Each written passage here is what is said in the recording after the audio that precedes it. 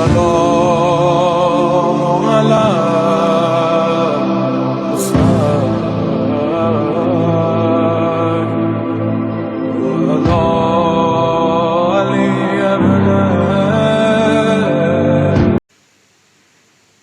أعوذ بالله من الشيطان الرجيم. بسم الله الرحمن الرحيم.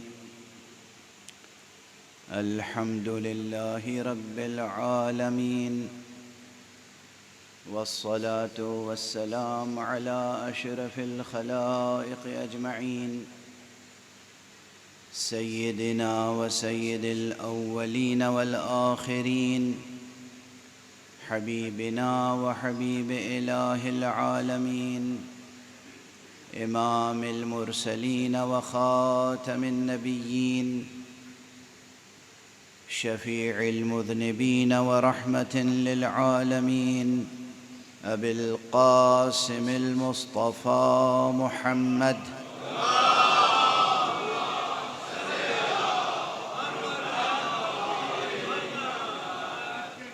وعلى أهل بيته الطيبين الطاهرين الهداة المهديين المعصومين المظلومين، واللعنة الدائمة على أعداء الحق والدين. أما بعد، فقد قال الله تعالى عز اسمه في محكم كتابه ومتقن خطابه. بسم الله الرحمن الرحيم. ألم نشرح لك صدرك ووضعنا عنك وزرك الذي أنقض ظهرك ورفعنا لك ذكرك. صدق الله العلي العظيم.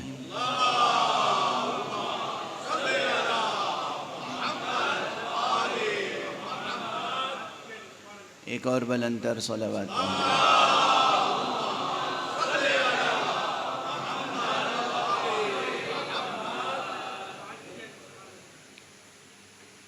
مجلس حضرت سید الشہداء، مجلس امام حسین، ہر لحاظ سے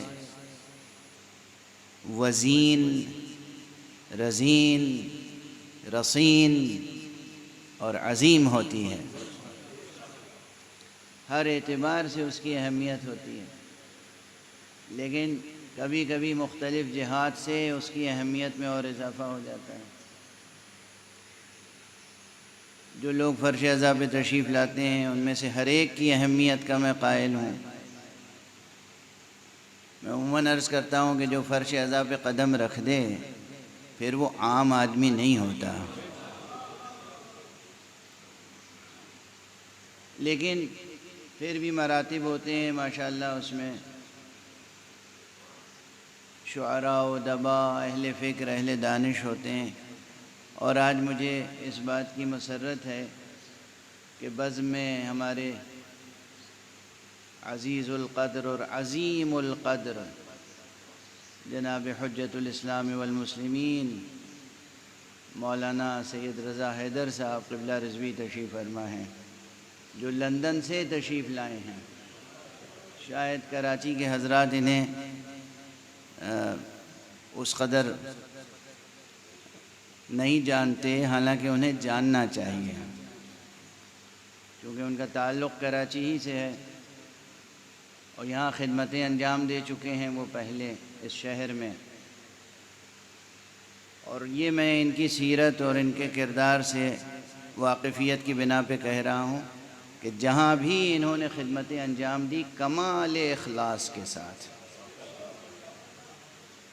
تو آپ کو حق نہیں ہے کہ انہیں فراموش کریں. پروردگار انہیں صحت و سلامتی کے ساتھ رکھے. جب میں لندن سے چل رہا تھا تو انہوں نے مجھ سے فرمایا تھا کہ میں بھی کراچی آ رہا ہوں، اور عجیب و غریب بات کہتے ہیں مجھ سے کبھی کبھی. یہ کہتے ہیں مجلسیں تو آپ کراچی ہی میں پڑھتے ہیں، باقی جگہوں پر تو بس ایسے ہی. ٹال دیتے ہیں، لیکن ایسا نہیں ہے، ایسا نہیں ہے۔ ایک صلوات پڑھیے محمد۔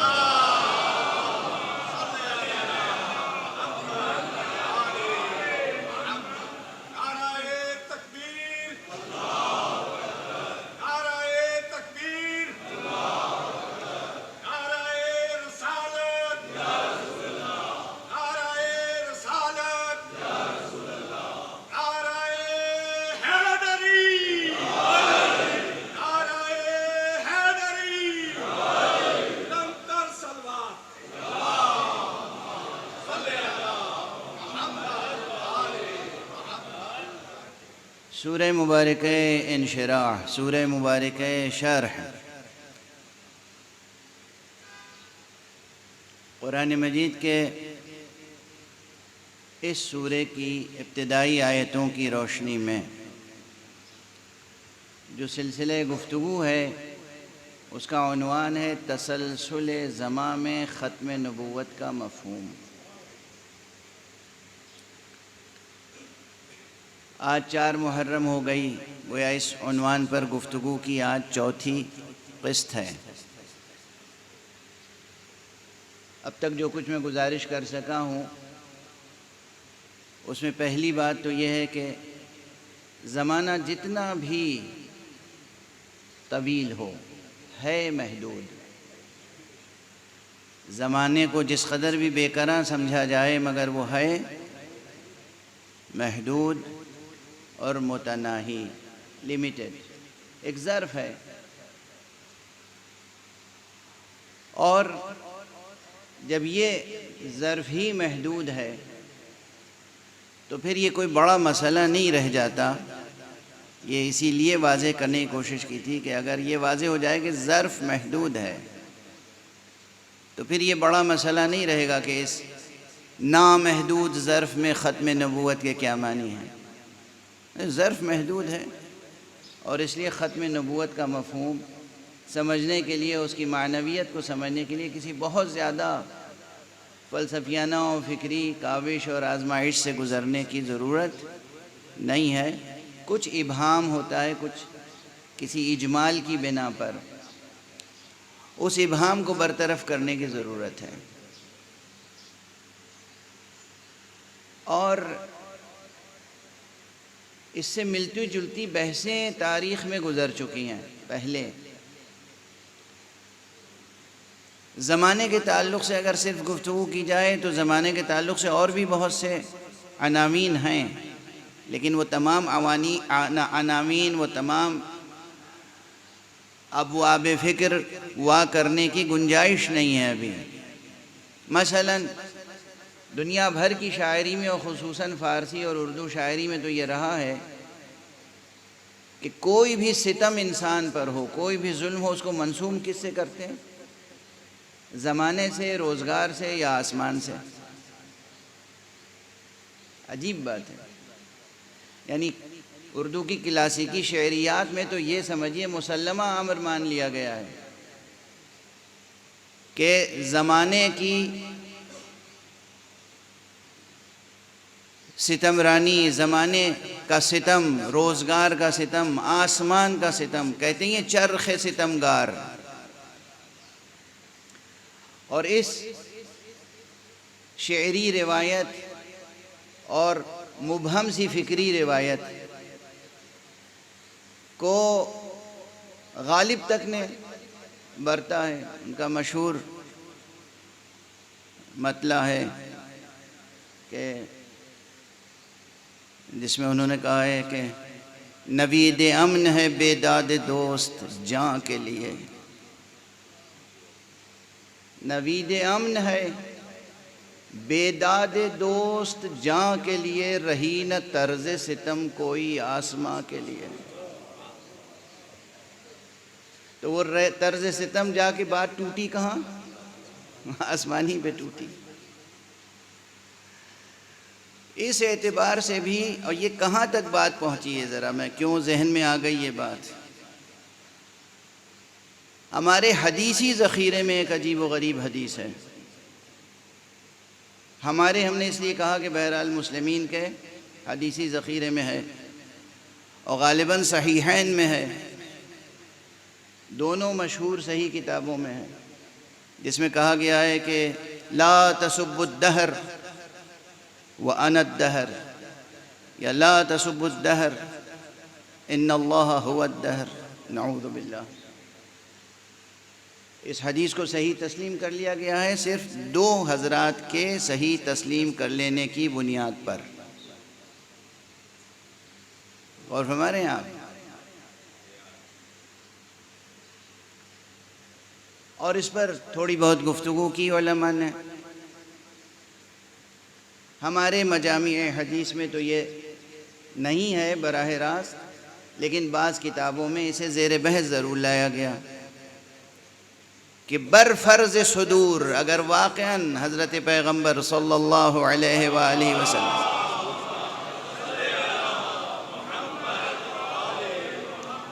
یہ ارشاد بھی فرمایا ہے، تو کیوں ارشاد فرمایا؟ اگر یہ عبارت دہن مبارک معصوم سے آئی ہے، اگر یہ عبارت آئی ہے تو پھر اس کا کیا مفہوم ہو سکتا ہے، کیا معنی ہو سکتے ہیں؟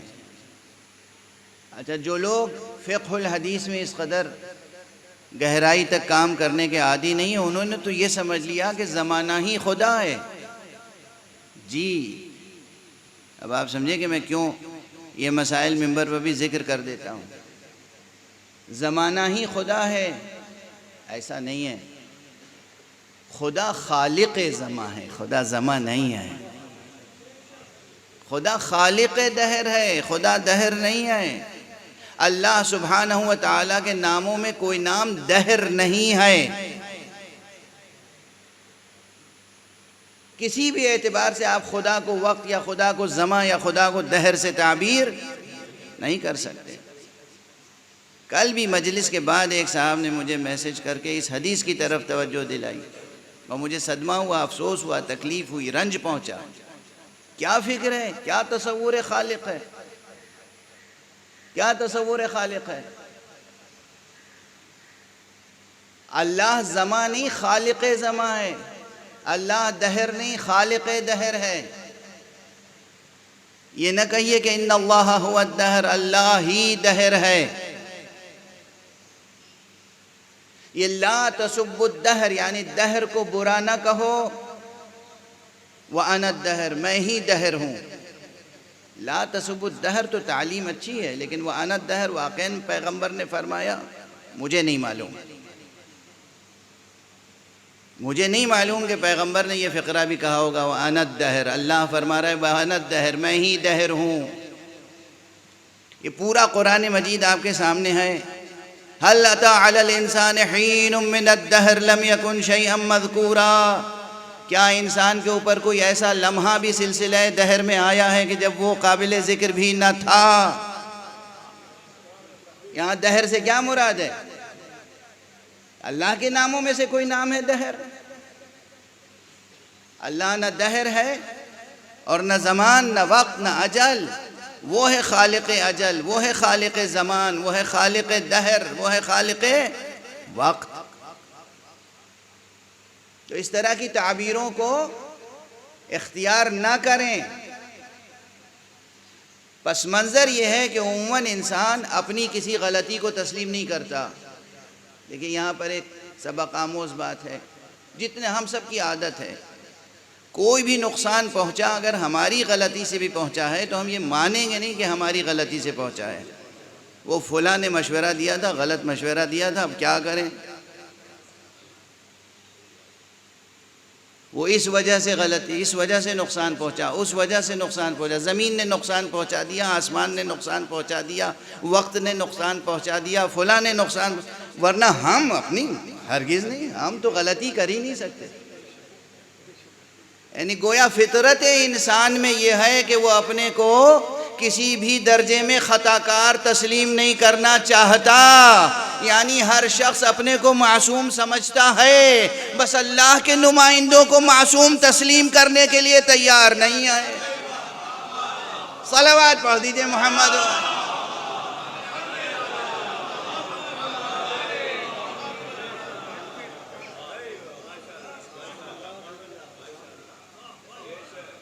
ہے نہیں یہ کیفیت؟ ہمیں تو زندگی میں بہت کم ایسے افراد ملے جو اتنا مضبوط کردار رکھتے ہو. یہ کردار کی بات ہوتی ہے. ایسی کلیئرٹی ان کی فکر میں ہو, سوچ میں ایسی صفائی اور ایسا شفاف ذہن ہو کہ اگر ان سے کوئی غلطی ہو گئی تو کہیں ہاں بھائی مجھ سے غلطی ہو گئی. نہیں ملتے, ڈھونڈے سے نہیں ملتے ایسے افراد. وہ چاہے کسی بھی منصب پر ہوں, وہ کہیں نہ کہیں کسی دوسرے پر ان کی وجہ سے غلطی ہو گئی. یہ عام عادت ہے, اس عادت کو چھوڑ دیجئے.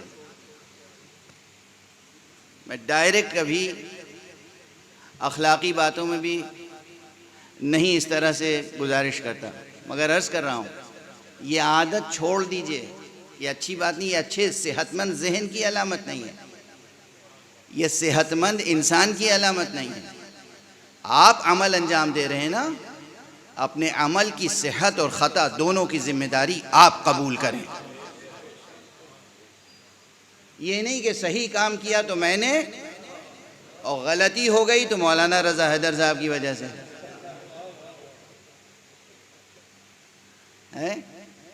اب قبلہ کیا کروں, اب آپ مجلس میں آ گئے ہیں تو بہرحال آپ نشانے پر ہیں. ایک صلوات پڑھ دیجئے محمد علیہ. اللہ آپ کو سلامت رکھے.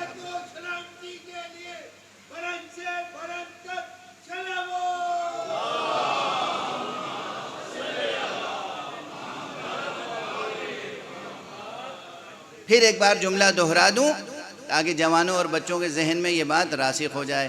ہو سکتا ہے اتنی دیر تک جو میں الفاظ استعمال کر رہا ہوں وہ الفاظ بھی بچے نہ سمجھ پا رہے ہوں. عموماً اردو کی شکایت ہوتی ہے, لیکن بہت صاف لفظوں میں جو کام آپ کریں اس کی پوری ذمہ داری آپ خود اٹھائیں. صحیح کام ہے تو آپ قابل ستائش ہیں, اور اگر غلطی ہو گئی تو آپ اگر اپنی غلطی تسلیم کر لیتے ہیں پوری صفائی کے ساتھ تب بھی آپ قابل ستائش ہیں.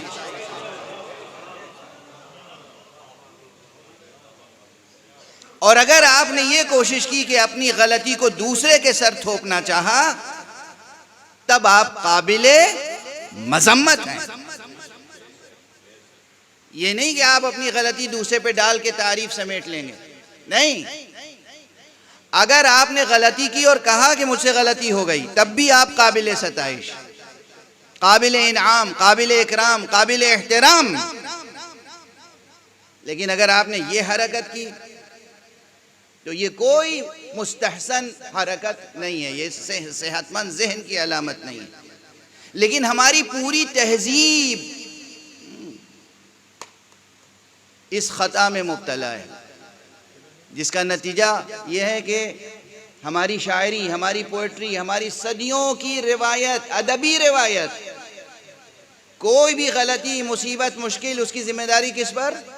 روزگار, زمانہ, چرخ ستمگار.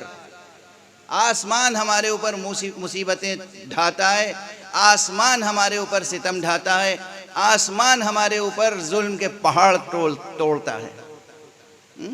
اب یہی جو میں نے غالب کا مطلب پڑھا اور اس میں معمولی سا مضمون ہے, بزرگوں کے لیے تو مضمون کی وضاحت کی ضرورت نہیں ہے. انسان اپنے دوست پر بھروسہ کرتا ہے نا, دوست پر بھروسہ کرتا ہے. دشمن سے توقع ہوتی ہے کہ دشمن نقصان پہنچائے گا, دوست سے توقع نہیں ہوتی کہ دوست نقصان پہنچائے گا. لیکن اگر دوست بھی کہیں نقصان پہنچا دے تو گویا یہ دشمنی کی آخری حد ہے.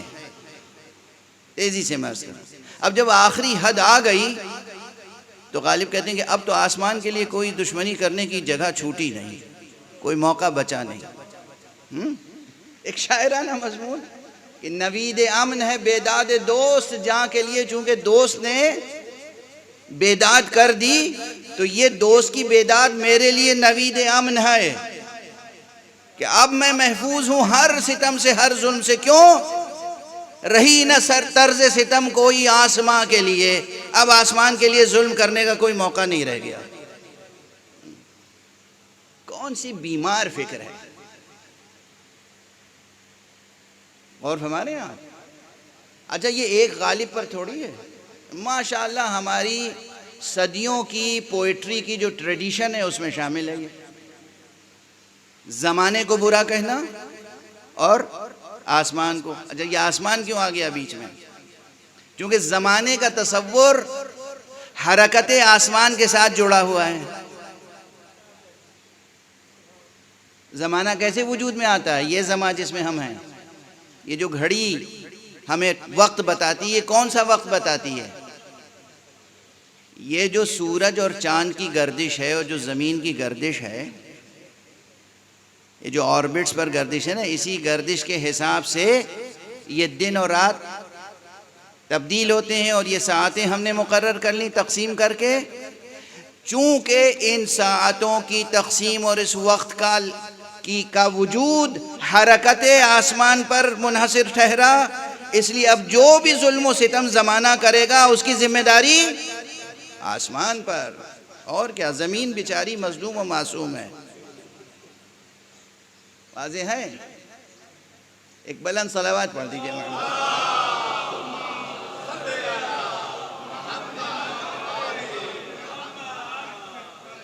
بہرحال اب بات یہاں آ گئی تو بے اختیار مجھے ایک مطلع اور یاد آ رہا ہے، لیکن وہ آپ کے کسی کو اللہ بڑائی کیوں دیتا ہے، نیک نامی کیوں دیتا ہے؟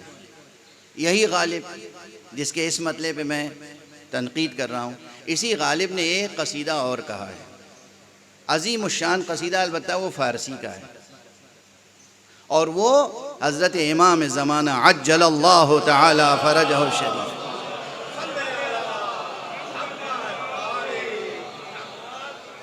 کی شان میں کہا ہے۔ یہیں پر اس قصیدے میں، اس کی تشبیہ میں، اس کے مطلع میں نکھر کے غالب کی فکری اور فنی عظمت سامنے آتی ہے۔ جہاں اب ایک طرف میں نے واضح کیا نا کہ ٹریڈیشن چلی آ رہی ہے کہ ہر نقصان کو منسوب کریں گے کس سے؟ آسمان سے، زمانے سے، اور پھر زمانے اور آسمان کے واسطے سے بات آسمان تک پہنچ جائے گی۔ اچھا، اور اسی لیے تصور ذہنوں میں کیا بیٹھا ہوا ہے؟ توجہ رکھیے گا، مذہبی مسئلہ بھی حل ہو جائے گا، کلامی عقدہ بھی حل ہو جائے گا، کہ اگر کسی شخص کی ولادت کی خبر تو ہمیں مل گئی، مگر اس کی وفات کی خبر نہیں ملی، اور زمانہ گزرتا چلا جا رہا ہے، تو کیا حکم ہے؟ زمانے کے گزرنے کے نتیجے میں ہم بغیر اطلاع، بغیر خبر مان لیں کہ وہ شخص مر ہی گیا ہوگا؟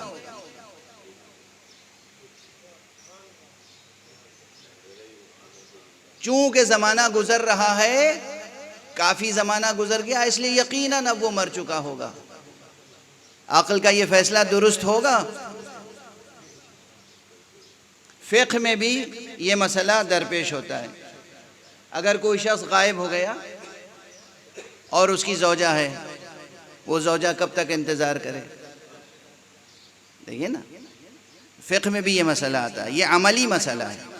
اب اس میں زمانے کے گزرنے کو کتنا دخل ہے؟ کئی برس انتظار کیا جائے؟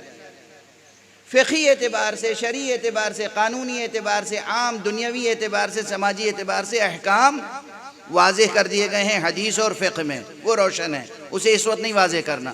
میں ان قضایا سے ایک مجرد مفہوم اخذ کر کے بحث کر رہا ہوں کہ زمانہ، یہ گزرنے والا زمانہ گزر رہا ہے، تو کیا لازمی طور پر زمانہ گزر جائے تو ہم تسلیم کر لیں کہ وہ شخص مر گیا؟ عموماً لوگ 60 اور 70 کے درمیان انتقال کر جاتے ہیں، تو کیا ہم طے کر لیں کہ 70 برس گزر گئے تو وہ مر ہی گیا ہوگا؟ سوال، کیا لوگ 75 برس کے نہیں ملے آپ کو؟ کیا 80 برس طے کر لیں؟ کیا 85 برس کا کوئی نہیں ملا آپ کو؟ اچھا، کیا 85 طے کر لیں؟ کیا 90 برس کا کوئی بزرگ نہیں ملا؟ اچھا، کیا 100 برس طے کر لیں؟ 100 سے زیادہ کی عمر کے لوگ نہیں دیکھے ہیں آپ نے؟ آپ نے نہ دیکھے ہوں گے، ہم نے بہت دیکھے ہیں۔ ابھی اللہ سلامت رکھے مرجع تقلید آیت اللہ العظمیٰ شیخ وحید خراسانی کم سے کم 104 برس کی عمر ہے. اللہ انہیں کم سے کم 110 برس کی عمر عطا فرمائے. میں 110 کی اس لیے دعا دیتا ہوں کہ یہ 110 عدد نام علی ہے.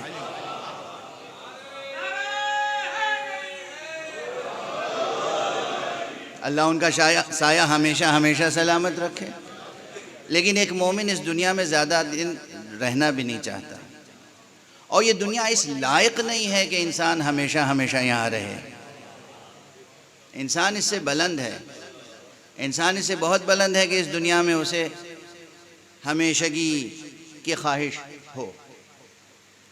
اب یہ زمانے کی صفت اگر غور کریں، زمانہ کیا ہے، زمانے کی کیریکٹرسٹک کیا ہے، ٹائم کی کیریکٹرسٹک کیا ہے؟ کیا واقعاً زمانہ گزرے گا تو حقیقتاً چیز نابود ہو جائے گی؟ یہ بود و نابود، وجود و عدم، اس کا تعلق کیا زمانے سے ہے؟ یہ ہے نا ایک فلسفیانہ سوال ہو گیا آپ کے سامنے کہ زمانہ گزرے گا تو چیز معدوم ہو جائے گی، اور زمانہ نہیں گزرے گا تو چیز معدوم نہیں ہوگی. کیا ایسا ہے؟ یعنی زمانے سے براہ راست تعلق ہے.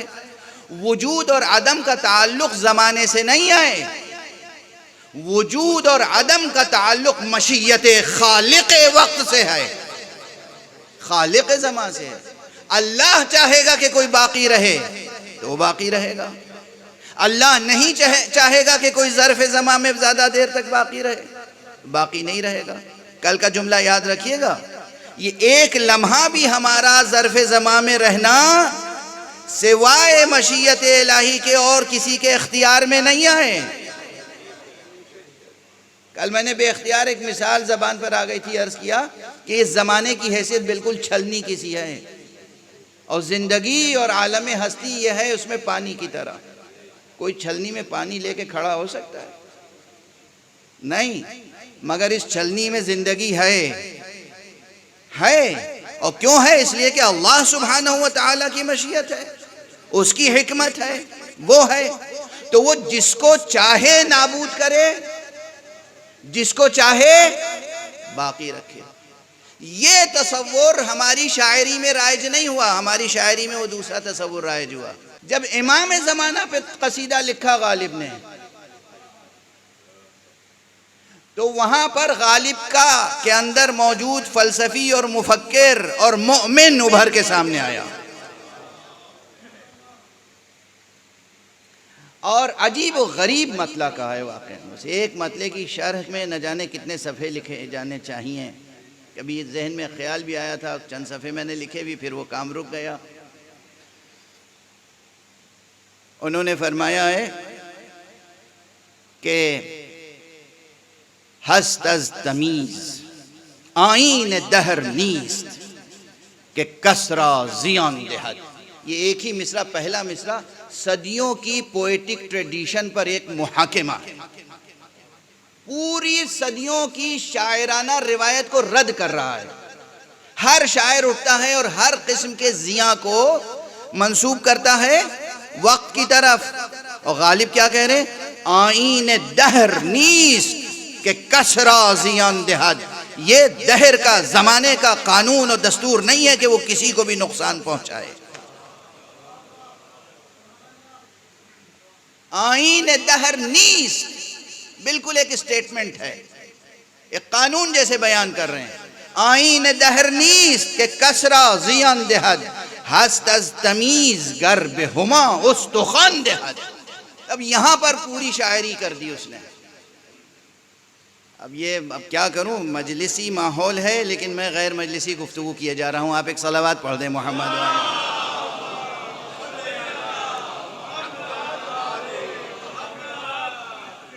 اب دوسرے مصرعے کو حل کرنا بھی ایک جوانوں بچوں کے لیے مسئلہ تو ہے کہ جناب والا ہمارے ہاں شاعری میں ایک تصور ہے، ایک تصوراتی پرندہ ہے ہما. ایک تصور ہے، ایک خیالی وہمی ایک طائر ہے جس کے لیے تسلیم کر لیا گیا کہ اس ہما کا سایہ جس کے سر پہ ہو وہ بادشاہ ہو جائے گا، وہ ذل اللہ ہو جائے گا. اچھا یہ خیال ہی تو ہے، تصور ہی تو ہے.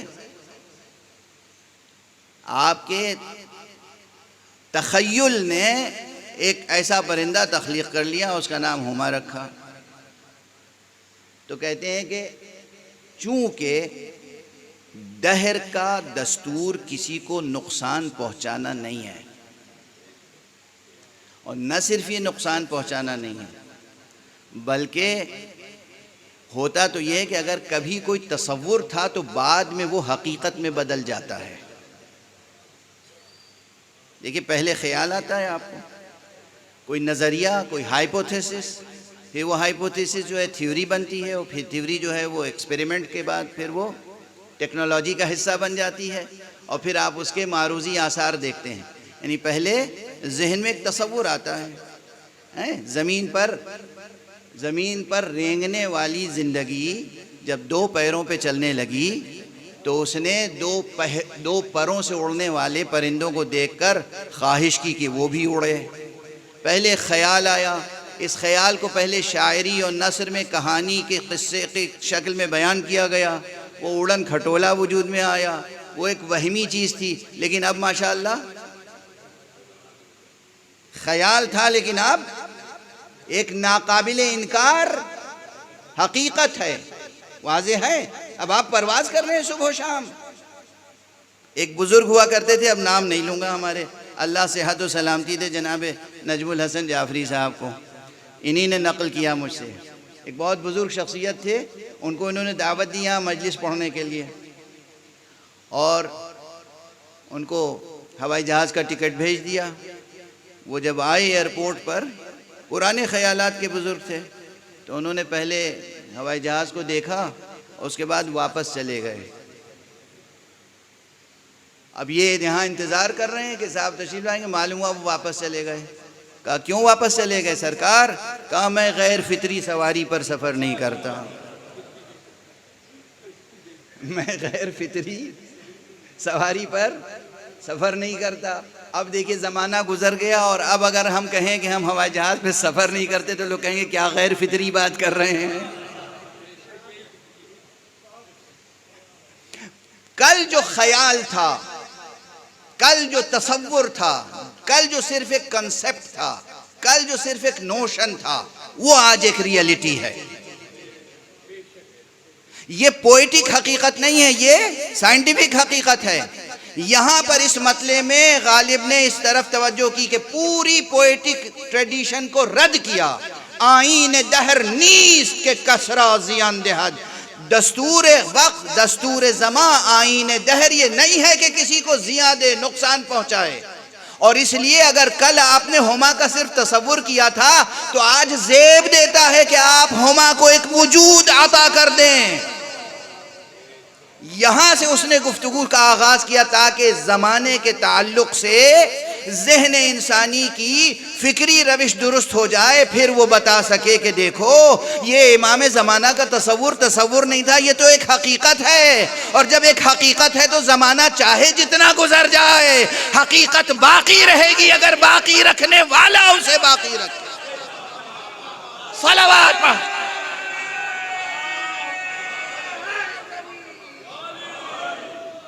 ایک اور صلوات پڑھ دیں محمد۔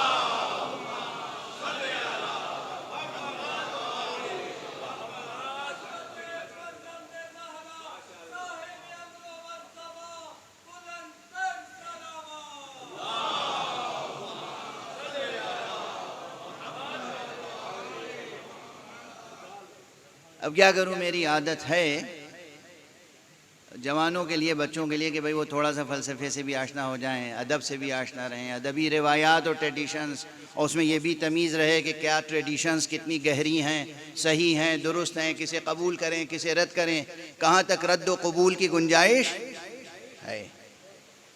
لیکن بہرحال تسلسل زمان کی بحث تھی تو یہ بحث بھی درمیان میں آ گئی کہ تسلسل زمان کے باوجود اللہ اگر کسی شے کو قائم رکھنا چاہے تو کوئی اس کے فنا کا اعلان کرنے کا حق نہیں رکھتا۔ اللہ ہے، اللہ خالق دہر، اللہ دہر نہیں، اللہ خالق دہر ہے۔ اس لیے یہ ذہن سے نکال دیں، سائل جو بھی سائل ہے ذہن سے نکال دیں کہ اللہ کے ناموں میں سے ایک نام نعوذ باللہ دہر ہے، اور اللہ نے فرمایا انا الدہر۔ دو آدمیوں کی گواہی سے اتنی بڑی بات تسلیم نہیں کی جا سکتی۔ ہاں تعویل کے ساتھ کہ بھئی یہاں مضاف محذوف ہے اور مضاف الیہ جو ہے مضاف کی جگہ آ گیا، اور اس لیے دراصل ہوتا یہ تھا جیسے ہوتا ہے، جس میں نے کہ کوئی بھی نقصان دہ بات ہوئی، کوئی بھی حادثہ ہوا، سانحہ ہوا، نقصان پہنچا، تو برا بھلا کسے کہتے تھے؟ زمانے کو۔ زمانے نے یہ کر دیا، زمانے نے یہ کر دیا، انسان اپنے کرتوت کی طرف غور ہی نہیں کرتا تھا، بس ساری برائی زمانے کی۔ تو رسول اللہ صلی اللہ علیہ وآلہ وسلم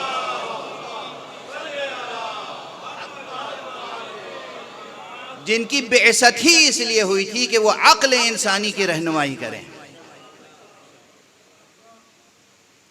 عقل انسانی کو خطا سے بچائیں، عقل انسانی کو، انسان کی فکری روش کو درست کریں، انسان کو بتائیں کہ وہ خود کیا ہے، وہ خطاؤں میں مبتلا نہ ہو۔ تو اس لیے آپ نے فرمایا لا تسبوا الدہر، ارے زمانے کو برا نہ کہو، اس لیے کہ دراصل جس کی وجہ سے، جس کے اذن سے تمہیں نفع و نقصان پہنچتا ہے وہ تو اللہ ہے، تو تم کس کو برا کہنا چاہ رہے ہو؟ زمانے کا پردہ رکھ کے خدا کو برا کہنا چاہتے ہو؟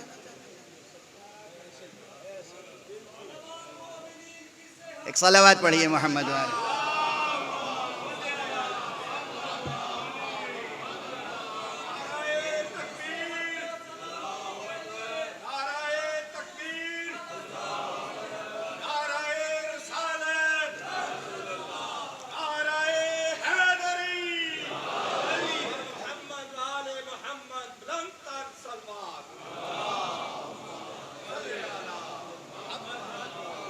بس اب اتنی سنجیدہ ادبی اور فلسفیانہ بحث کے بعد ایک جملے میں آپ کی طبیعتیں منقلب ہوں گی، اور انشاءاللہ مقصد گفتگو کی طرف متوجہ ہو جائیں گے کاملاً۔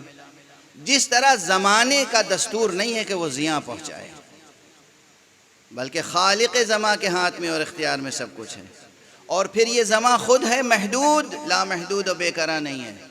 اس لیے اللہ سبحانہ و تعالیٰ کی حکمت کاملہ، حکمت بالغہ، مشیت نافذہ سے یہ ہوا کہ ذات گرامی محمد مصطفیٰ محمد ابن عبداللہ صلی اللہ علیہ وآلہ وسلم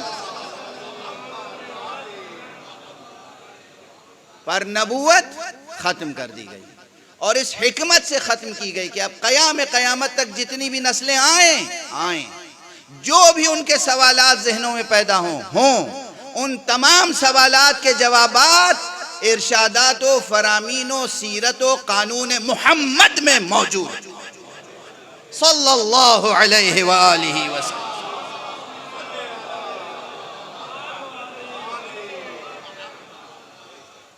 ہاں بشرطے کہ صحیح جو واقعہ احادیث ہیں، جو آثار پیغمبر ہیں، جو سنت پیغمبر ہے، جو سیرت پیغمبر ہے، اس تک انسان کی رسائی ہو جائے۔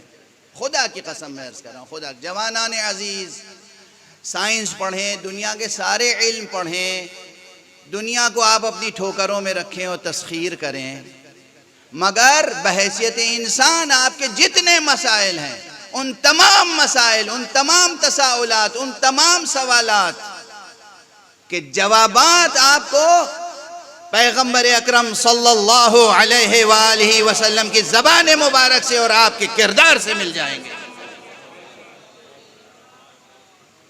قرآن اور سنت و سیرت پیغمبر، اور یہ دونوں کہاں سے ملیں گے؟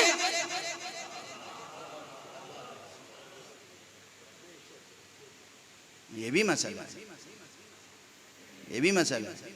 کس کے کہنے پہ ہم کسی حدیث کو صحیح مانیں اور کس کے کہنے پر ہم کسی حدیث کو ضعیف مانیں، یہ مسئلہ تو باقی رہے گا نا۔ اب تاریخ میں موجود ہے، ایک دور ایسا گزرا حضور علیہ السلام کے آنکھ بند ہوتے ہی حدیث پیغمبر کے بیان کرنے پہ پابندی لگ گئی تھی۔ خبردار جو حدیث بیان کی، تاریخوں میں ہے، حدیثوں میں ہے، ناقابل انکار واقعات ہیں۔ ایک شخص نے قرآن مجید کی ایک آیت کے معنی دریافت کیے کہ بتاؤ والذاریات ذروا، اس کے معنی کیا ہیں؟ اچھا آپ بتائیے، یہ جرم ہے؟ بھئی قرآن مجید کی ایک آیت ہے، پورا سورہ ہے سورہ ذاریات، اس نے پوچھا اس کی تعویل کیا ہے، اس کی تفسیر کیا ہے، اس کے معنی کیا ہیں؟ لوگوں نے شکایت لکھی حاکم وقت کے پاس کہ یہ معنی پوچھتا پھرتا ہے، یعنی حدیث نہیں قرآن کے معنی، کہا اسے گرفتار کر کے میرے پاس لے آؤ۔ اچھا گرفتار کر کے وہ لایا گیا، تاریخوں میں پڑھ لیجئے گا، جب لایا گیا دربار میں تو کہا کہ تم ہی ہو والذاریات ذروا کے معنی پوچھتے ہو؟ کہا جی صاحب میں بتائیے والذاریات۔ اس کو اتنے درے لگائے کہ لہو لہان ہو گیا، اور کہا جیل میں بند کر دو، اسے قید کر دو، حبس کر دو۔ کچھ دنوں کے بعد جب اس کے زخم کچھ مندمل ہوئے، میں یہ آج پڑھنا نہیں چاہتا، یہ سب پتہ نہیں کہاں سے ذہن میں آتا چلا جا رہا ہے، میں پڑھتا چلا جا رہا ہوں، لیکن حقائق ہیں۔ آج ذہن میں کچھ اور تھا، مولانا کو دیکھ کے میری فکر، ایک صلوات پڑھ دیجئے محمد والا۔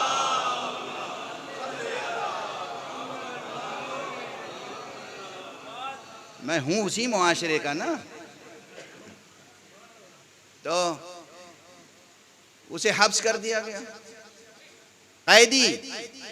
جب اس کے زخم مندمل ہوئے، کہا پھر بلاؤ اسے، تو بلاؤ، بلایا گیا۔ کیا پوچھ رہے تھے؟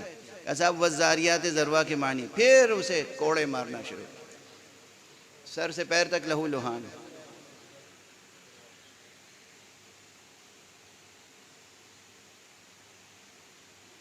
غور فرما رہے ہیں؟ پھر اس کے بعد حبس، قید۔ پھر کچھ دنوں کے بعد بلایا، مندمل ہوا تھا تھوڑا زخم، پھر کہا کیا چاہیے؟ کہا بھائی والذاریات ذروا کے معنی۔ پھر اسے کوڑے مارنا شروع۔ تو اس نے کہا کہ اگر مجھے قتل کرنا چاہتے ہو تو بس قتل کر دو، یہ قسطوں میں مجھے کیوں قتل کر رہے ہو؟ اس کے بعد اس کو رہا، معنی بتائے، ہو سکتا ہے اس عرصے میں کسی عالم قرآن سے پوچھ لیا ہوگا، اس کو معنی بتائے، اور کہا جاؤ۔ اسے وطن اس کے واپس بھیج دیا، یعنی بصرے سے لے جایا گیا تھا مدینے۔ کس سزا میں؟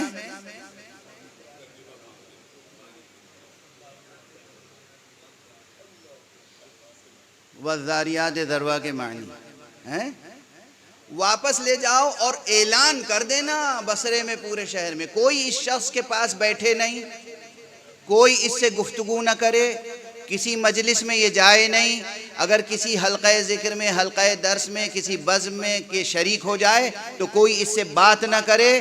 اور چنانچہ وہ ایسا ہو گیا تھا کہ جہاں جاتا تھا لوگ بس اسے دیکھتے تھے، ارے بھائی خدا حافظ۔ یہ سزا تصور کر سکتے ہیں اسلام کن مراحل سے گزرا، اسلام کن مراحل سے گزرا۔ حدیث پیغمبر بیان کرنے پر پابندی، ایسے بھی افراد ہیں جنہوں نے حدیث بیان کی تو انہیں کوڑے مارے گئے، قرآن کے معنی کسی نے پوچھ لیے تو کوڑے مارے گئے۔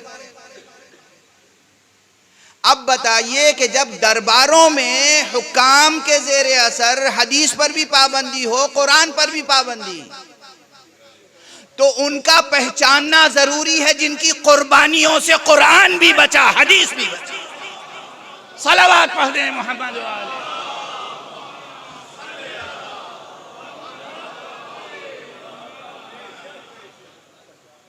ہم سے کہتے ہو یہ مجلسیں کس لیے ہیں، یہ تذکرے کس لیے ہیں؟ ارے یہ تذکرے اس لیے ہیں کہ یہ اسلام کی بھی ضرورت ہے، مسلمان کی بھی ضرورت ہے، انسانیت کی بھی ضرورت ہے۔ قرآن کے اگر یہی ماحول تصور کر لیں آپ کہ قرآن مجید کی کسی ایک آیت کے معنی دریافت کر رہا ہے کوئی شخص، اچھا فرض کیجئے کہ معنی دریافت کرنے میں اس کی نیت ٹھیک نہیں تھی، ٹھیک ہے، کتنی سزا ہے اس کی؟ بھئی یونیورسٹیز میں، مدرسوں میں اکثر یہ ہوتا ہے، ہم آپ اکثر کوئی بعض حضرات آتے ہیں سوال کرنے، مولانا ایک سوال ہے، اور وہ خلوص سے پوچھتے ہیں، اور ہم خوب پہچانتے ہیں بعض ایسے لوگوں کو بھی جو سوال لے کے آتے ہیں اور کوئی خلوص نہیں ہوتا، وہ کسی نے بھیجا ہوتا ہے کہ یہ سوال کرنا، دیکھو اس کا جواب انہیں آتا بھی ہے کہ نہیں آتا ہے، یا یہ سوال کرنا، جب وہ جواب دیں گے تو اس پہ یہ فتنہ کھڑا ہو جائے گا، ہمیں مزہ آئے گا، ہوتا ہے نا؟ تو پہچانتے ہم بھی ہیں، لیکن اگر کوئی فتنہ انگیزی کی نیت سے بھی سوال کر رہا ہے تو اس کی سزا کتنی ہے؟ کتنے کوڑے؟ زخمی ہو جائے، قید میں رکھا جائے، یا بلا کے تعذیب کی جائے کہ دیکھو ہمیں معلوم ہے تمہاری نیت ٹھیک نہیں ہے، فتنہ نہ کرو، اس آیت کے یہ معنی ہے، جاؤ خدا حافظ، ٹھیک ہے نا؟ توجہ ہے؟ ایک طرف ہمیں یہ منظر نظر آتا ہے کہ حدیث بیان کرنے پر پابندی،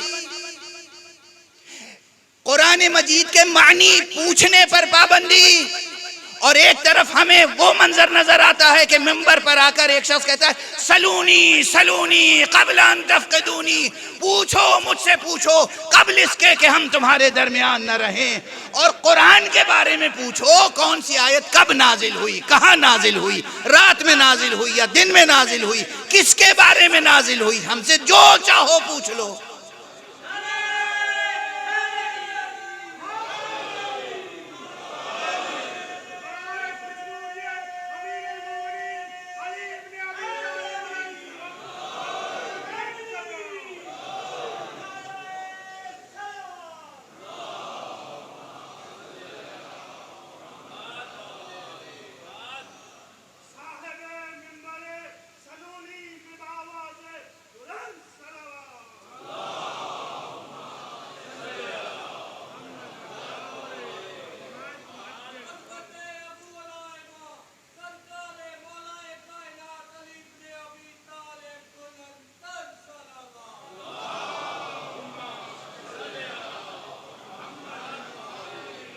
اب سنیے اور سمجھ کے جائیے، یہ اکثر آپ نے سنا ہوگا نا کہ مولا امیر المومنین علیہ السلام دعوائے سلونی کرتے تھے، یا میں اسی منبر سے عرض کر چکا ہوں کہ اس ترکیب کو میں بدل دیتا ہوں، دعوائے سلونی نہیں، دعوت سلونی کرتے تھے،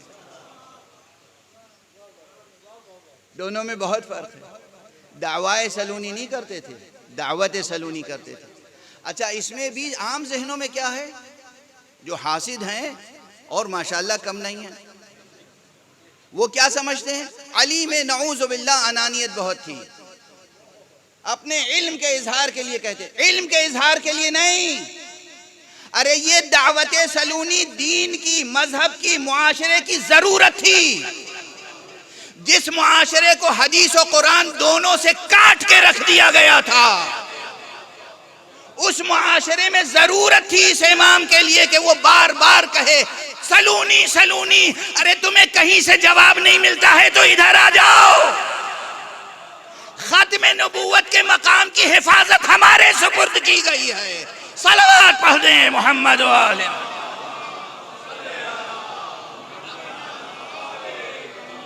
ہمارا امام وہ امام ہے جس نے نہ اپنی شجاعت کے اظہار کے لیے موقع ڈھونڈے، نہ علم کے اظہار کے لیے موقع تلاش کیے، شجاعت تو جتنی چھپا سکتے تھے علی نے اتنی چھپائی، علی ابن ابی طالب نے تو اپنی ذات کے لیے صبر کو مخصوص کر لیا تھا، شجاعت صرف نظر خدا و نظر رسول کر دی تھی، جہاں کلمہ لا الہ الا اللہ کے نفوس و نفاس کا مسئلہ آیا علی شجاع نظر آئے، جہاں علی کی ذات کے مسائل تھے وہاں علی صبور نظر آئے۔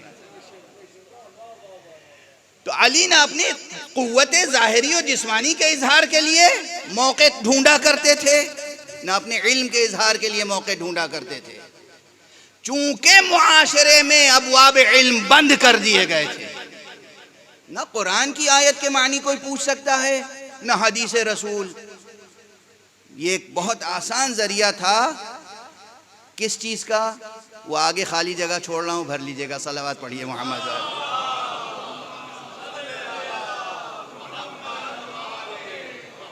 ایک اور صلوات پڑھ دیجئے.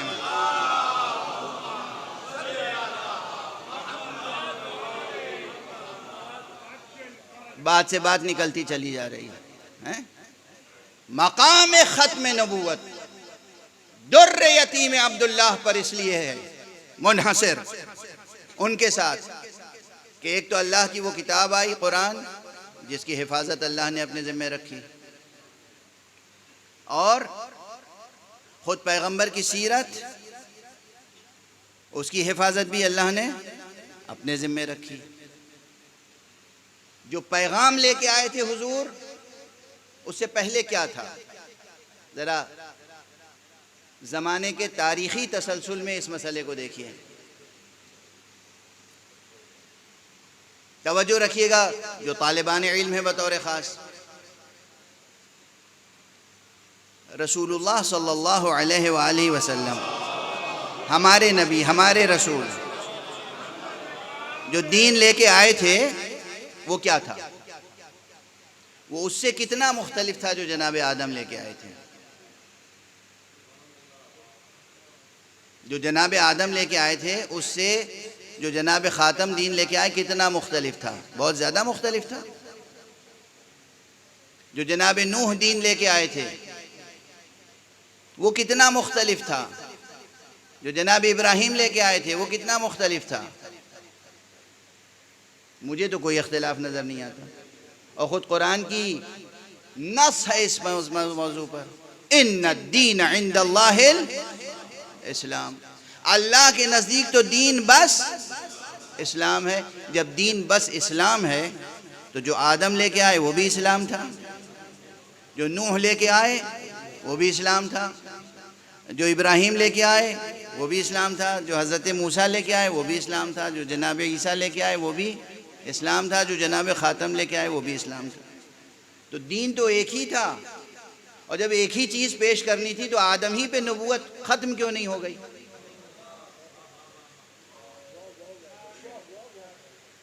سوال ہے ویلڈ. آدم ہی پہ شروع ہوئی تھی، آدم ہی پہ ختم ہو جانی چاہیے تھی. یہ آگے نبوت بڑھی کیوں؟ کیونکہ اصول کے اعتبار سے دیکھیے، اصول دین کیا ہے؟ جو مشترک باتیں ہیں وہی کروں نا ابھی. اصول دین کیا ہے؟ ہمارے بچوں کو دینیات میں پڑھایا جاتا ہے اصول دین 5 ہیں، لیکن یہ 5 دراصل 3 ہیں، اور یہ 3 دراصل 1 ہے. ٹھیک ہے نا؟ بات واضح ہے، تھیورم بالکل واضح ہے نا. اصل الاصول تو بس ایک ہے، انسان اپنے خالق کو پہچان. اللہ ہے، اللہ ہے تیرا خالق، اللہ ہے تیرا رب، اللہ ہے رحمان، اللہ ہے رحیم، اللہ ہے رازق. اللہ سب کچھ ہے، اور اللہ ہی کے پاس سے آئے ہو اور اللہ ہی کے پاس جانا ہے. انا للہ و انا الیہ راجعون. اصل الاصول توحید اور خدا شناسی ہے. اصول دین اصل الاصول، تمام جڑوں کی ایک جڑ اللہ کو پہچاننا. اب اللہ کو پہچاننے کے لازمے بہت ہیں. جب تک میں مولانا کو پہچانتا نہیں تھا کوئی مشکل ہی نہیں تھی. میں جانتا ہی نہیں تھا کہ کتنے با اخلاق ہیں کہ بد اخلاق ہیں، رحیم ہیں، کریم ہیں، عظیم ہیں، کیا ہیں، واقعاً عالم ہیں کہ عالم نہیں ہیں. اس لیے کہ بہت سے لوگ امامہ رکھ کے ماشاءاللہ آج کل. اب جب ملاقات ہو گئی اور ان کے اوصاف سے میں واقف ہو گیا کہ عالم ہیں، کریم ہیں، عزیز القدر ہیں، با کردار ہیں. اب وہ جتنے ان کے اوصاف سامنے آتے چلے گئے، ہر وصف کے ساتھ ایک فریضہ جوڑتا چلا گیا کہ ہم ان کا احترام کریں، ان کی حفاظت کریں. دوسروں سے بھی کہیں کہ اگر تمہیں کچھ مسئلہ نہ معلوم ہو اور یہ سامنے ہو تو ان سے پوچھ لینا. بڑھتی چلی جا رہی نا بات. اللہ کو نہیں جانتے تو کچھ مشکل نہیں تھی. اللہ کو پہچانا تو اب اسی لیے اسلام میں جو فقہ میں لفظ آتا ہے کیا؟ تکلیف شرعی. آپ جب پہچانا تو مکلف ہے. تکلیف شرعی ہے. اللہ کی معرفت کے حق ادا کیجئے. اللہ کی معرفت جس کے ذریعے سے ملی اسے بھی مانیے. اللہ تک جو آپ کو تربیت لے کے پہنچا سکے اسے بھی مانیے. اللہ کے حضور اللہ نے جسے اذن دے رکھا ہو شفاعت کا اسے بھی تسلیم کیجئے. اللہ کے حضور اصلا حاضر ہونے کا یقین بھی رکھیے. یہ سب ہے نا. تو اللہ کو مانا اب توحید، اور اللہ کو مانا تو یہ سروے زمین پر کوئی ایسا نہیں جو واقعاً خدا کو مانتا ہو. نعوذ باللہ خدا کو ظالم مانتا ہو. خدا عادل ہے. اور خدا کو پہچنوایا کس نے؟ نبی نے. نبوت تسلیم کرنی ہوگی. جتنے بھی نبی آئے انہوں نے کیا بتایا؟ دیکھو اللہ ہے، اللہ نے ہمیں بھیجا ہے تاکہ ہم تمہیں بتائیں کہ اللہ کے ہاں پہنچنا ہے. یہ نہیں کہ بس تمہیں خلق کر دیا ایسے ہی، ایک کھیل تھا، ایک تماشا تھا، ایک بیکار بیٹھا تھا اللہ، کچھ نہیں کرنے کو تھا تو تمہیں بنا دیا ہے. ایسا نہیں ہے. نعوذ باللہ، معاف کرنا یہ تعبیریں بچے ہنسیں گے مگر ہنس ہنس کے یاد رکھیں گے نا. اللہ نے جو کچھ بھی خلق کیا وہ ایک حکمت کے تحت. اللہ نے کوئی شے باطل خلق نہیں کی. اللہ نے جب کوئی شے باطل نہیں خلق کی اور ایک حکمت کے تحت خلق کی تو اس کا مطلب یہ ہے کہ تمہیں اس کے سامنے حاضر ہونا ہے. تو اللہ پر یقین، نبوت پر یقین، آخرت پر یقین، یہ آدم نے بھی دیا، یہی نوح نے، یہی ابراہیم نے، یہی موسیٰ نے، یہی عیسیٰ نے، یہی محمد مصطفیٰ صلی اللہ علیہ اجمعین.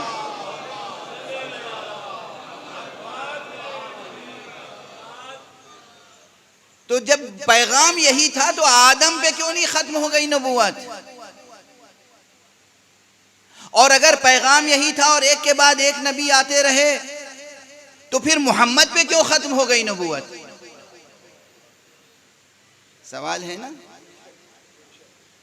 اس کا جواب اس کے علاوہ کچھ نہیں ہے. خدا کی قسم حضرت آدم نے بھی پیغام تو یہی دیا تھا، مگر حضرت آدم کے بعد فوراً ان کی امت نے، ان کی نسل نے اس پیغام کو ضائع کر دیا. جناب نوح نے بھی یہی پیغام دیا تھا، یہی دین، یہی اسلام، مگر جناب نوح کے بعد فوراً دین میں تحریف ہو گئی، تبدیل ہو گیا دین. جناب ابراہیم یہی توحید کا پیغام لائے تھے، مگر جن بتوں کو انہوں نے توڑا تھا، انہوں نے بتوں کو توڑا تھا نا. ابراہیم خود بت شکن ہے نا. انہوں نے جو گھر بنایا اللہ کا اسی میں ان کی اولاد نے لا کے بت رکھ دیے. ان کی امت، ان کی اولاد، سب نہیں. تو ہر نبی کے بعد یا تو اس نبی کی زندگی ہی میں اس کے دین میں تحریف ہو گئی، جس کی سب سے بڑی قرآنی مثال جناب موسیٰ ہے. جناب موسیٰ کا وصال نہیں ہوا تھا، انتقال نہیں ہوا تھا. جناب موسیٰ موجود تھے، صرف 40 دنوں کے لیے اپنی امت سے اوجھل ہو گئے تھے، غیبت میں چلے گئے تھے بحکم پروردگار. تو امت نے گوشالہ پرستی شروع کر دی. یعنی نبی کے ہوتے، اولو العزم نبی، صاحب جلال نبی، اس کے ہوتے ہوئے اس کے دین میں تحریف ہو گئی. تو اکثر انبیاء کی سیرت آپ پڑھیں گے تاریخ میں تو معلوم ہوگا کہ یا اس نبی کے جیتے جی یا اس نبی کے وصال کے فوراً بعد اس کی امت گمراہ ہو گئی. مصطفیٰ صلی اللہ علیہ وآلہ وسلم پر نبوت ختم اس لیے ہوئی کہ سرکار کے بعد ایسا اہتمام ہو گیا کہ اب قیامت تک ان کے دین میں تحریف نہیں ہو سکتی. اور یہ یاد رکھیے گا کہ تحریف کرنے والے وہ ہوتے ہیں جو سیاسی ہوتے ہیں. یہ سیاست ہے جو تحریف کرتی ہے دین میں. سیاست مدار دین میں تحریف کرتے ہیں. اور جو دین کی حفاظت کرتے ہیں وہ سیاست مدار نہیں ہوتے، وہ قربانیاں دیتے رہتے ہیں اور دین کی حفاظت کرتے رہتے ہیں۔ اسی لیے یہ کہنا کوئی مبالغہ نہیں ہے، ایک سچی تاریخی قرآنی الہی واقعیت ہے کہ خدا کی قسم اگر سرکار ختمی مرتبت کو آل محمد جیسے ان کے پیغام کی حفاظت کرنے والے نہ ملتے تو شاید ان پر بھی نبوت ختم نہ ہوتی۔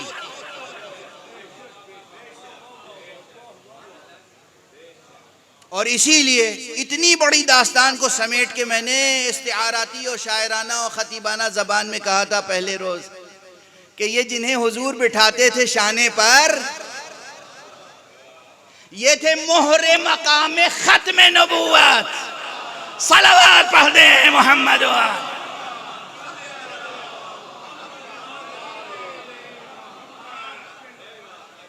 لوگ سمجھے کہ شاعری کر رہے ہیں، لوگ سمجھے کہ شاعری کر رہے ہیں، مداحی کر رہے ہیں، مبالغہ کر رہے ہیں۔ نہ مداحی نہ مبالغہ، تاریخ کی روشن حقیقت کا اظہار ہے۔ یہ جنہیں پیغمبر نے کاندھے پہ بٹھایا تھا، شانے پہ بٹھایا تھا، جن کا قدم مہر نبوت پر رکھا تھا،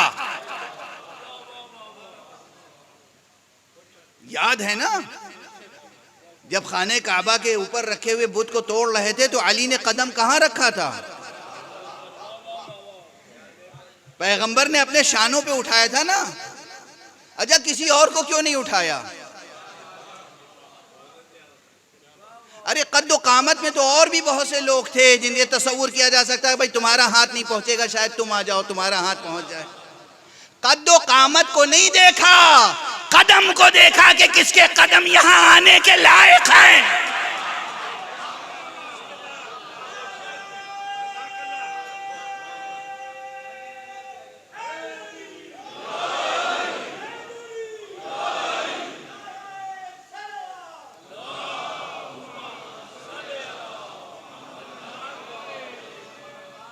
تاریخ کا علی کے علاوہ کوئی نہیں تھا۔ علی کے قدم کہاں ہیں؟ جہاں مہر نبوت ہے، مہر نبوت۔ کیسے شقی ہیں، کیسے غبی ہیں، کیسے دریدہ دہن ہیں جو علی کی فضیلتوں کا انکار کرتے ہیں۔ علی جب بچپن میں بٹھانا اور ہے، ٹھیک ہے بھائی بچے تھے، وہ بچپن کا تقاضا تھا۔ امام حسن و امام حسین کے لیے یہی تو کہہ دیتے ہیں، نواسے تھے، بچے تھے، کبھی گود میں بٹھا لیا، کبھی کاندھے پہ بٹھا لیا، کون سی بات ہے؟ فطری بات ہے، معمولی بات ہے، اس کو کیا آپ اہمیت دیتے ہیں؟ علی کو بھی بٹھایا تھا بچپن میں، حسن و حسین کو بعد میں زبان چسائی ہے، پہلے علی کو زبان چسائی ہے۔ حسن و حسین کو بعد میں کندھے پہ بٹھایا ہے، پہلے علی کو بٹھایا تھا۔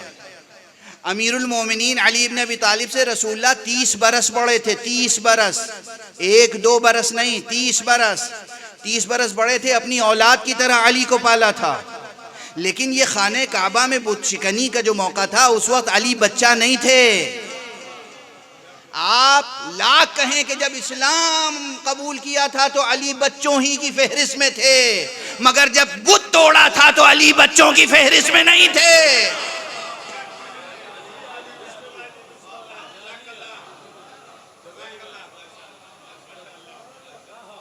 یہاں جو قدم رکھا تو یہ ضرور ایک لطیف ادبی اظہار سمجھا جا سکتا ہے، لیکن یہ ایک ٹھوس روشن تاریخی حقیقت کا اظہار ہے کہ مقام ختم نبوت کے محافظ تھے جو شانہ پیغمبر پہ جگہ پاتے تھے۔ چونکہ ایسے محافظ مل گئے تو اب یہ نہ پوچھئے کہ نبوت ختم کیوں ہو گئی۔ جب دولت بیدار محفوظ ہے اور محفوظ رکھنے والے موجود ہیں تو پھر سوال یہ کہ جاری کیوں رہتی۔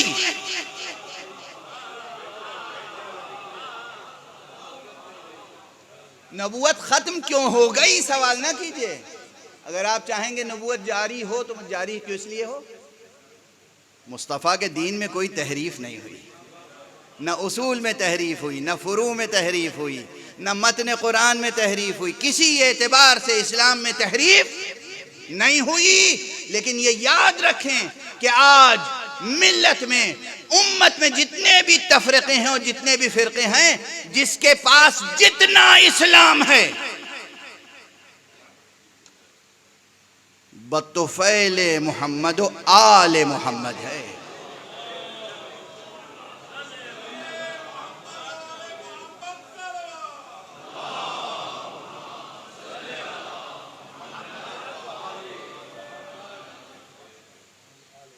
اچھا ایک لطیف سا جملہ کہہ کر بس گفتگو ختم کر دوں۔ مولا امیر المومنین نے اسلام کو بچایا، اور یہ جو سلونی کی بات تھی یہ صرف اظہار علم کے لیے نہیں تھا، اظہار فضیلت کے لیے نہیں تھا، اظہار شرف کے لیے نہیں تھا، دوسروں پہ اپنی برتری ثابت کرنے کے لیے نہیں تھا۔ ضرورت تھی، نہ حدیث بیان کرنے کی اجازت تھی نہ قرآن، لیکن دنیا جانتی ہے کہ حکام، سلاطین، صاحبان اقتدار جس کو چاہیں روک لیں، علی کو روکنے کی ہمت کس میں تھی؟ اس لیے علی اپنا کام کرتے رہے، حسن نے اپنا کام کیا، حسین نے اپنا کام کیا، اور آج بھی اگر کوئی ایک فرزند زہرا پردہ غیب میں ہے تو وہ بھی ختم نبوت کے اسرار میں سے ہے۔ بس آج یہاں گفتگو روک دی میں نے، کل آگے بڑھے گی۔ اب محرم کے تقاضے، آج 4 محرم ہو گئی۔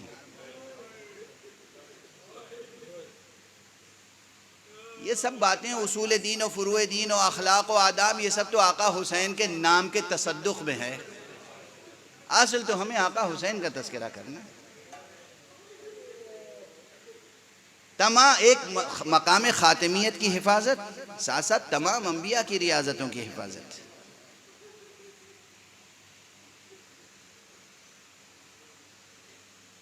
مجھے 2 مصرے یاد آ رہے ہیں، ایک ایسے ذاکر کے جس کو آپ نے اس منبر پہ سنا ہے، اللہ ان کے درجات بلند فرمائے۔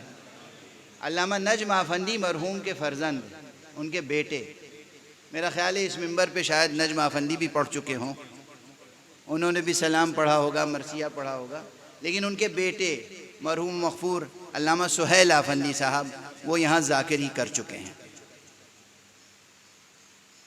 شاعر کی حیثیت سے ان کی زیادہ شہرت نہیں ہے، مگر وہ بھی شعر کہتے تھے۔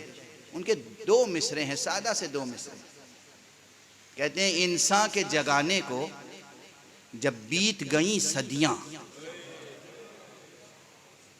سہیل آفندی، انسان کے جگانے کو جب بیت گئیں صدیاں، شبیر نے فرمایا یہ کام ہے دن بھر کا۔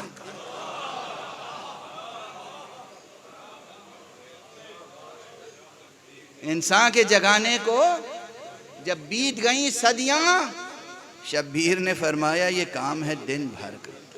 خدا کی قسم اس ایک دن میں شبیر نے کیا کیا خدمتیں انجام دی۔ آج 4 محرم ضرور ہے، ہم جس کی بھی شہادتیں پڑھتے ہیں، شہادت تو سب کی عاشور کے دن ہوئی تھی۔ بنی ہاشم کے کیسے کیسے چاند قاتل کیے گئے، ٹکڑے ٹکڑے کیے گئے، پامال کیے گئے، اور اصحاب و انصار میں سے کیا کیا اصحاب تھے، اصحاب پیغمبر، کتنے اصحاب پیغمبر تھے کربلا میں آقا حسین کے ہمراہ۔ یہ بہت اہم ہے، لوگوں کو اس کو جاننا چاہیے۔ ان اصحاب میں سے ایک صحابی ہے، بوڑھا صحابی۔ آپ کربلا کی تاریخ میں سب سے بوڑھے صحابی کے عنوان سے عموماً حضرت حبیب کو یاد رکھتے ہیں۔ حضرت حبیب کا بڑا مرتبہ ہے، بھئی کتنا بڑا مرتبہ ہوگا اس کا جسے امام معصوم رجل فقیہ لکھ دے۔ لیکن میں آج حبیب سے پہلے ایک اور صحابی کا تذکرہ کرنا چاہتا ہوں جس کی صحابیت پر کسی اختلاف کی گنجائش نہیں۔ تمام علم رجال کی کتابوں میں اس صحابی کو رسول کا صحابی بنا گیا ہے، اور صحابی کا نام ہے انس ابن حارث، انس ابن حارث کاہلی اسدی، حضور کے اصحاب میں سے ہیں، اور یہ اس روایت کے راوی ہیں جس میں حضور نے فرمایا تھا کہ دیکھو میرا یہ بیٹا حسین یہ سرزمین عراق پر ذبح کیا جائے گا۔ تم میں سے جو ممکن ہو، جس کے لیے جو باقی رہ جائے، اس پہ فرض ہے کہ میرے اس بچے کا ساتھ دے، اس کی مدد کرے، اس کی نصرت کرے۔ یہ حدیث سنی، اور کیا وفادار صحابی تھا، کیا وفادار صحابی تھا۔ بعض کتابوں میں جدید محققین نے تحقیق کے بعد لکھا ہے کہ صحابی رہتا تھا مدینے میں، پھر آیا کوفے میں رہنے لگا، اور اس کے بعد پھر کوفے سے نکل کے سرزمین کربلا پر آ کر ایک چھوٹا سا خیمہ بنا کے وہیں رہنے لگا۔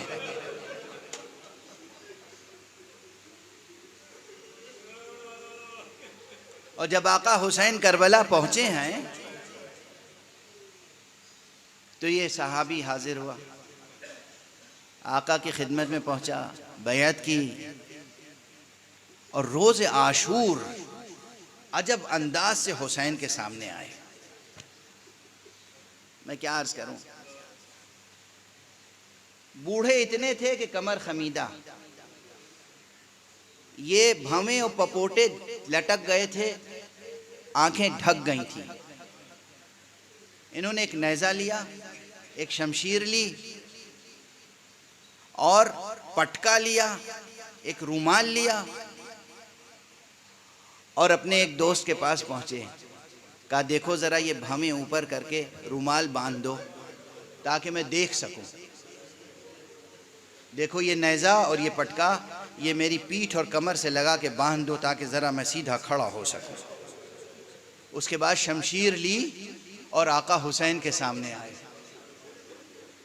یا ابن رسول اللہ، اے فرزند رسول، اجازت ہے کہ میں بھی نصرت کروں؟ کہتے ہیں اس شان سے یہ آئے تھے کہ آقا حسین نے دیکھا اور خود آقا حسین گریہ فرمانے لگے۔ آقا حسین کی آنکھیں آنسو برسانے لگی۔ انس، اس بڑھاپے میں، اس بزرگی میں یہ جوش جہاد، یہ جذبہ جہاد؟ کہا آقا فرزند رسول، آخر رسول اللہ کا حکم ہے، رسول کی حدیث میں نہیں تو لوگوں کو بتائیے، میں عمل نہ کروں؟ دست و قدم امام کو بوسہ دیا، اجازت لی اور میدان کی طرف گئے۔ ارباب مقاتل نے، ارباب تاریخ نے لکھا ہے کہ اس بڑھاپے میں بھی ایک عظیم الشان و پرشکوہ جہاد کیا، اور کئی دشمنان حسین و دشمنان دین کو تہہ تیغ کیا، مگر وہی جو ایک طریقہ تھا دشمنوں کا، بالآخر دیکھیے عشق، محبت، عقیدہ، یقین انسان کے اندر ایک شجاعت پیدا کرتا ہے، مگر اس جسم کے اپنے تقاضے ہیں۔ یہ بوڑھا صحابی رسول کربلا کے میدان میں جنگ کرتا رہا، یہاں تک کہ اشقیاء نے گھیر لیا، حلقہ کر کے درمیان میں لے لیا، اور اس کے بعد ہر طرف سے حملے ہونے لگے۔ اور جب انس زمین پر آئے ہیں تو پھر ان کی زبان پر بھی یہی تھا، السلام علیکہ یا ابن رسول اللہ، فرزند رسول آپ پر سلام، السلام علیکہ یا ابا عبداللہ، اے ابو عبداللہ آپ پر سلام۔ کہتے ہیں امام نے پھر گریہ کرنا شروع کیا۔ اصحاب امام بنی ہاشم، حضرت عباس، حضرت علی اکبر انس کا لاشا لے کر امام کے سامنے آئے، امام کے سامنے لٹایا لاشے کو، امام نے ایک مرتبہ جھک کر انس کی پیشانی پہ بوسہ دیا۔ انس مبارک ہو، تم سرخرو ہو گئے خدمت رسالت میں۔ اور یہ ان میں سے ہیں حبیب، انس، مسلم، جنہیں خود امام حسین نے قرآن مجید کی آیت پڑھ کر گویا داد دی ہے، تحسین دی ہے، تحسین فرمائی ہے۔ قرآن مجید کی آیت ہے، فَمِنْهُمْ مَنْ قَضَى نَحْبَهُ وَمِنْهُمْ مَنْ يَنْتَظِرُ وَمَا بَدَّلُوا تَبْدِيلًا مِنَ الْمُؤْمِنِينَ رِجَالٌ صَدَقُوا مَا عَاهَدُوا اللَّهَ عَلَيْهِ فَمِنْهُمْ مَنْ قَضَى نَحْبَهُ وَمِنْهُمْ مَنْ يَنْتَظِرُ وَمَا بَدَّلُوا تَبْدِيلًا۔ امام قرآن پڑھ رہے تھے، آنکھوں سے آنسو جاری تھے، اور انس کے سر سے، بالوں سے خاک صاف کر رہے تھے، اور یہ شان دیکھ کر باقی تمام اصحاب گریہ کر رہے تھے، باقی تمام اصحاب گریہ کر رہے تھے۔ میں نے ایک تذکرے میں یہ پڑھا کہ انس کی شہادت حبیب کی شہادت سے پہلے ہوئی ہے، انس کے بعد حبیب میدان میں گئے، اور حبیب نے بھی بے پناہ جنگ کی ہے، مگر کس وقت؟ بس چونکہ کل سے مخصوص شہادتوں کا تذکرہ ہوگا، اس لیے 2 جملے عرض کر لینے دیجئے۔ اصحاب میں ایک انس ہیں، صحابی پیغمبر، حبیب ہیں، یہ بھی صحابی پیغمبر، مسلم ابن اوسجہ ہیں۔ ان تمام اصحاب کی عمریں بہت بلند ہیں، بزرگ عمریں ہیں۔ مسلم ابن اوسجہ جب زمین پر آئے، سر سے پیر تک زخمی، بوڑھے بزرگ، جلتی ہوئی ریت، مٹھیوں سے ریت اٹھا کے اپنے زخموں میں بھر رہے ہیں، ایڑیاں رگڑ رہے ہیں، لبوں میں کو جنبش ہے، اور انہیں ایک اندازہ ہوا کہ کوئی قریب آ رہا ہے۔ آنے والے نے آگے بڑھ کے کہا، مسلم تم میرے بچپن کے دوست ہو، میں ہوں حبیب، مجھے یقین ہے کہ تمہارے بعد میں بھی شہید ہو جاؤں گا۔ اگر یقین ہوتا کہ میں زندہ رہوں گا تو میں تم سے کہتا کہ کچھ وصیتیں کرتے جاؤ، میں تمہاری وصیت پہ عمل کروں گا، مگر مسلم میں وصیت پہ عمل نہیں کر سکوں گا۔ مسلم نے اس کیفیت میں بھی ایک مرتبہ کہا، حبیب وصیت تو ہے، وصیت تو کرنی ہے۔ حبیب تڑپ گئے، مسلم وصیت نہ کرو، میں وصیت پوری نہیں کر سکوں گا۔ کہا نہیں، میں وصیت کرنا چاہتا ہوں، اسی کا بہذا الامام، میں وصیت کر رہا ہوں اس امام کے تعلق سے، تم شہید ہوگے مگر جب تک شہید نہ ہو امام کا خیال رکھنا، فرزند رسول تک کوئی تیر پہنچنے نہ پائے۔ انا للہ و انا الیہ راجعون، رضا بقضائہ و تسلیما لامرہ۔ پروردگار ہمیں علوم قرآن اور معارف اہل بیت سے آشنا فرما، پروردگار ہماری عبادت اعضاء کو قبول فرما، پروردگار ہمارے سروں پر مراجع عظام، مرجعیات رشیدہ اور رہبر معظم انقلاب اسلامی کے سائے برقرار رکھ۔ پروردگار ملت اسلامیہ کو ہر طرح کے ضرر و نقصان سے محفوظ رکھ۔ پروردگار ملت اسلامیہ کو تہذیب آل محمد کے سانچے میں ڈھال دے۔ پروردگار تجھے واسطہ ہے قرآن کا اور مصطفیٰ صلی اللہ علیہ وآلہ وسلم کا، اب اپنے ولی آخر کو اذن ظہور عطا فرما، اور ان کے ہاتھوں سے اپنی رحمت و رافت و عدالت کا پرچم رہے۔